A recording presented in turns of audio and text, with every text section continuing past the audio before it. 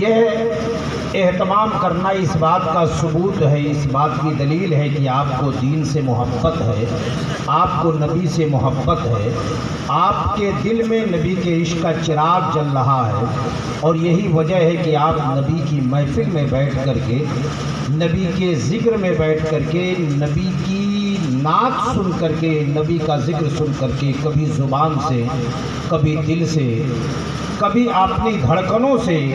اچھی بات پر سبحان اللہ کہتے ہوئے نظر آتے ہیں،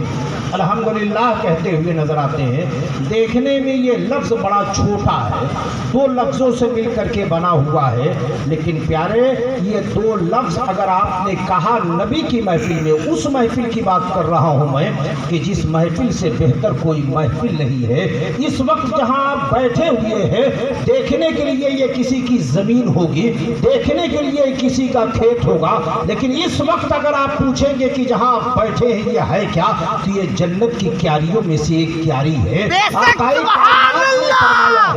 رسول اللہ صلی اللہ علیہ وسلم نے فرمایا ہے، اے میرے صحابہ جب تم جنت کی کیاری کے پاس سے گزرو تو اس میں سے کچھ چر لیا کرو، جب جنت کی پیاری کے پاس سے گزرو تو اس میں سے کچھ لے لیا کرو۔ صحابہ نے عرض کیا یا رسول اللہ جنت تو آسمان کے اوپر ہے، مرنے کے بعد انسان کا عمل اچھا ہوگا تو جنت میں جائے گا، جنت کی بہاریں اسے ملے گی، جنت کی نہریں اسے ملے گی، جنت کے باغات اسے ملیں گے، جنت کی خوشنما مناظر اسے ملیں گے، مرنے کے بعد آسمان پر وہ چیز ملے گی۔ دنیا میں کہاں جنت ہے؟ ہم اپنے پیروں سے زمین کے اوپر چلتے ہیں تو جنت کی کیاری زمین پر کہاں ملے گی؟ جنت کی کیاری کہاں ہے؟ تو آقا نے فرمایا علماء کی محفل جنت کی کیاری ہے، علماء کی محفل جنت کی کیاری ہے۔ تو اے لوگوں اس وقت آپ دنیا کی سب سے اچھی محفل میں بیٹھے ہوئے ہیں، اور اچھی محفل میں سب نہیں آتے ہیں، وہی آتے ہیں جسے نبی بلاتے ہیں، وہی آتے ہیں جسے نبی بلاتے ہیں،